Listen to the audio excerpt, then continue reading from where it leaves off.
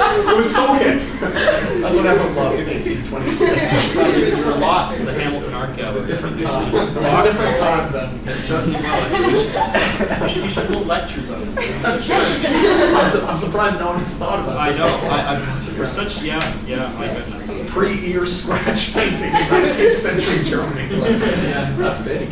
Yeah, clearly.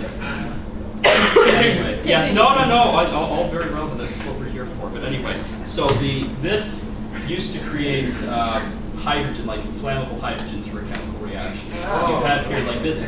Why do they choose all the most explosive ways to make a fire? Well, because in the style they didn't have, the chemicals, the syntheses didn't exist at the time for them. Like the only things that they could use. Like they had coal. But you can't put coal in a lighter. It was like for the same Walk like, around with a mini barbecue in your pocket. It's always going for an hour. I would like this. George Foreman grill. Like something like that. Yeah. or like a birch bark and a.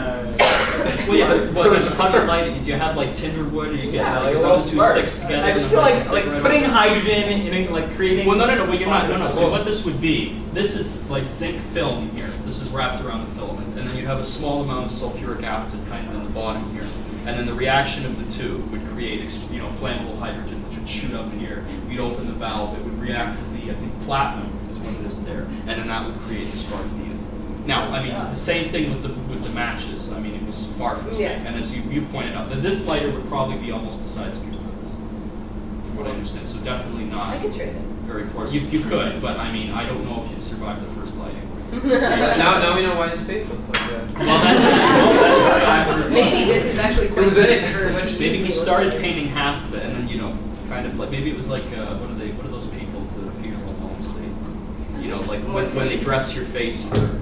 Is it the mortician? Yeah, it's the mortician. it's embalming. Yeah, The right. embalmer. Okay. They put makeup. That's right. Yeah. Use lipstick. A lot of it. Yeah. Well, I mean, depending. But okay. Anyway, we've probably talked enough about that particular They can't get enough of this. But I know why.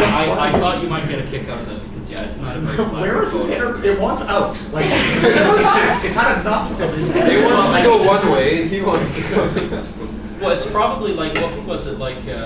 Didn't like Isaac Newton or something? Because he used to do tests with mercury. Like he eventually gave himself some kind of mercury poisoning. I mean, maybe this is a similar thing. Maybe he had so many of these lighters blow up that his hair is just permanently like it's like whiplash for his hair. So it's just permanently styled. It's not like I don't even know what that's like.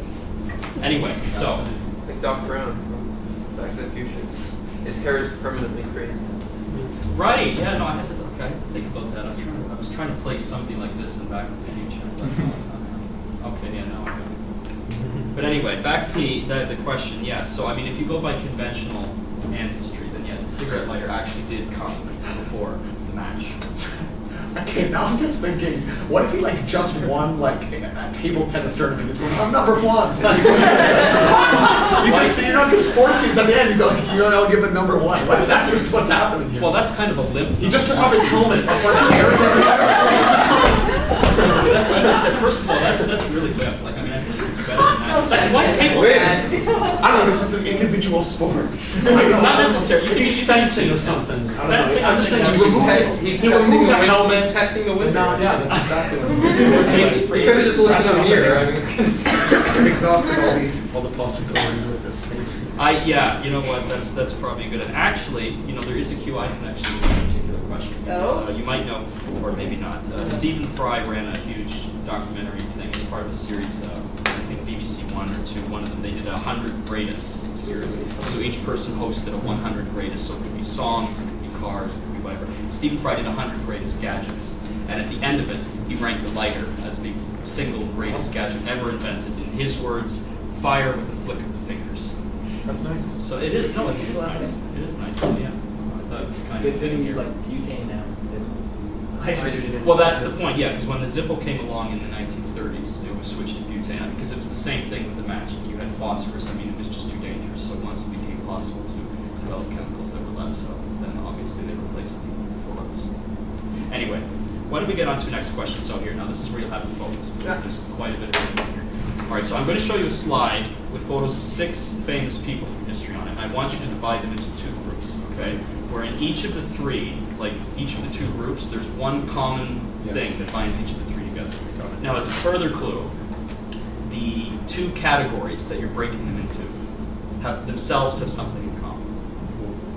Okay? Like, is the thing that they have in common that they're opposites? No, but there is a thematic similarity in the sense that the two groups that you're breaking these 6 people into, they're different, but they themselves have a common feature. Are they going to be 3 and 3? Like groups of 3? 3 and 3, yes. Okay. Let's see them. Okay, let's I'm ready. Ah. Okay, so do we know who we're dealing with? Yeah. Not all of them. To be honest, I only recognize Hitler. Okay, Hitler. Yes. That's a guess. No, that. Henry Ford. Yes, Gandhi, this is Henry Ford. Yes. Darwin. No, That's not Darwin. It's Tolstoy. Oh, Tolstoy. Big hairy guy. That's a homeless guy. Well, I saw him. I was wondering.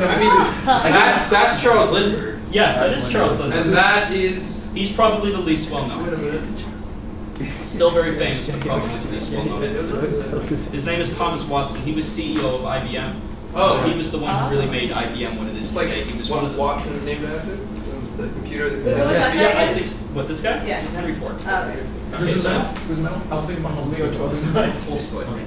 Well, you're close. Well, he looks very similar. That's not almost it. They're like Dumbledore or something. Except he looks like And angry. Darwin never really looks angry. No. It's like, Mom, Darwin. That's his catchphrase too. Whenever he arrived anywhere, I'm Darwin. He just walked in. Okay. Okay, anyway, so, yeah. Who's Lindbergh? Sorry? Who's Charles the Lindbergh? first He was man the to first fly translator. nonstop across the Atlantic. Ah. Okay, so divide these 6 people into 2 groups of 3. Tell me who you're putting in each group and what the common element is.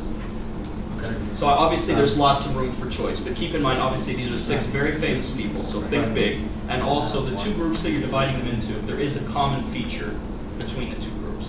Like there's a thematic I similarity. mean, I know one division. Oh, okay, well, let me hear it. Okay, so I'm going to go with Gandhi, Watson, and Lindbergh as my one kind. I don't know if this is what you're looking for, Let's find because out. they are the people whom, if I brought them into my home, my mother would welcome them kindly.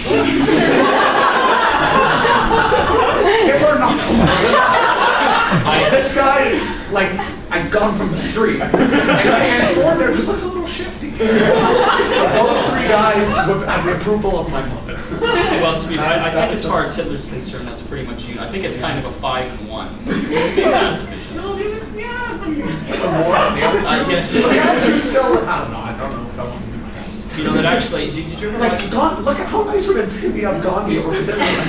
You know what? There's one very, you know what? Maybe you've heard this, but this is brilliant, okay? I can't believe I actually thought this. You might actually remember I'd love to hear. this. Okay, well, there's one very, like, why would you want to have Gandhi over for dinner?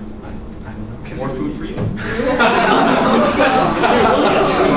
to have somebody, like, you know, want to grace your home and still, like, you're not giving away. I mean, you get to satisfy 2 very prime versions. Extra piece of cake. And yeah, well, extra everything. Extra piece. Yeah. Anyway, yeah, no, okay, anyway, so any other guesses? That was my category. That's not bad. Did you ever watch Cheers growing up, or were you too young for Cheers? Oh, wait a minute. Well, Charles Lindbergh was a dropout. So was Adolf Hitler. They're both dropouts. Yes, that's Cool. that is true. I didn't know that about Lindbergh actually, but Yeah. yes, Hitler was a dropout. I think Henry Ford was a dropout too. Wasn't That I'm not so sure about. he? All those guys were like dropouts, like Bill Gates. You're a dropout. You're like, you think yourself, I'm just gonna drop out and do like something like amazing, or not amazing. Ford, that guy, and Lindbergh, not what you think I'm going to say, but because they all work in the realm of technology, whereas Hitler, Gandhi, and Tolstoy all worked in the realm of philosophy in some degree. That's very loose, but the irony of that is you've actually divided them correctly. So those are the 2 groups we were looking for, but not the reasons. I was gonna say, I'm not going to say. maybe like 3 of them wanted to be an artist, 3 of them wanted to be like a musician, because like didn't Hitler want he really wanted to be an artist, Yes. and he got rejected by like. Are they vegetarians? Oh, wait a Yes, minute. yes, they are. All 3, Hitler, Gandhi, and Tolstoy? I don't know about Tolstoy.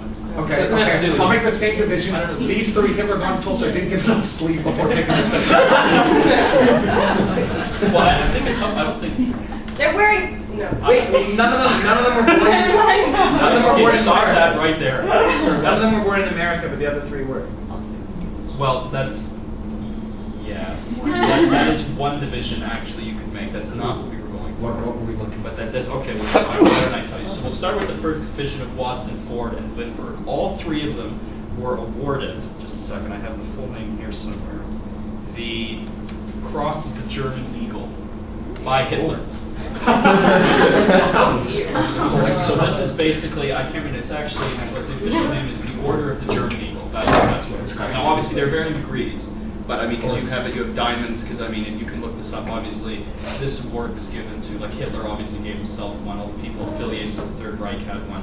This particular one would be given to, say, civilians who had been, honored by the Third Reich for various reasons. So the three of them, during their lifetime, were all awarded this for various things by Hitler. In fact, of all the civilians, or all the people who were not directly affiliated with the Axis powers, there were only, I think, about 4 people to do that. They were 3. The fourth one was actually James Mooney, who was CEO of General Motors. So was he American too? Yes, he was. Why are they giving all these great awards to Americans? Well, see, we're going to get to that. There's actually different reasons for each one, because as I said, Watson was head of IBM during this time. And, I mean, one of his most profitable outposts was the German branch. So, I mean, at the time that Hitler was coming to power, really just because business is business, he decided to kind of not really turn a blind eye, but he didn't get political with his appointments. So, I mean, obviously the German branch got to thrive, and Hitler was very appreciative of that. So he gave him this. And also the machines, actually, because I don't know if you know this, but what Watson did, which really revolutionized IBM, was he introduced these punched card tabulating machines, which the Germans bought, which became very useful in their, what do you call it, like their classifications of different people, their bureaucratic apparatus, basically. So Hitler wanted to thank him in that respect. Now, Watson would later return it, because obviously he didn't subscribe to Nazism. Wasn't good for business. Yeah, no, it was good for business at the time. Now, this really angered Hitler that he returned it. But, yes, all the same, he did, in fact, win this particular award. Now, another thing about Watson, while we're on the subject, actually, you might have heard the famous quote, in the whole world there might be a market for 5 computers. Something that quote is attributed to Watson. But there's actually, it's kind of doubly false, because for one thing, there's no evidence that he said it. And second, it's often misquoted.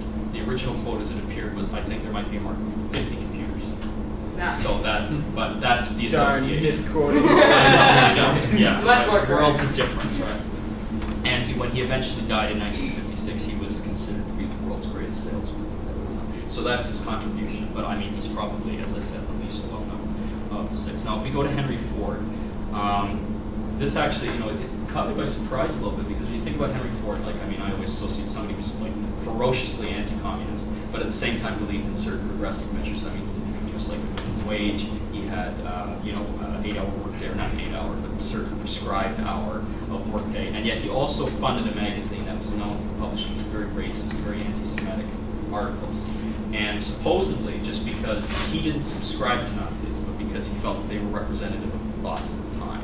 And so, I mean, it was his job to kind of circulate these ideas and fund, even though he didn't necessarily subscribe to them. So anybody who bought a Ford car had to get one of these magazines, like at the dealership. And actually, the irony is, I mean, Adolf Hitler actually idolized Henry Ford, because he thought, for one thing, somebody this successful, this famous, this was the face of success and modernity and industrialism. He's the only American to be mentioned in Mein Kampf. Well, that's why he's not coming over for dinner. Yeah. now that's a more legitimate reason. Yes, I think so. And also, like Heinrich Himmler, I don't know if you guys know this, head of the SS, so there you go, described Ford as one of our most valuable, important, and witty fighters. And actually, Hitler would later say in an interview with Detroit News that the Volkswagen was supposed to be designed on the Model T. Like, that was the inspiration for coming up with that, was because of the influence that Ford had. Now, Ford was eventually given this, I think, on his 75th birthday, this particular medal, the same year that James Mooney got it.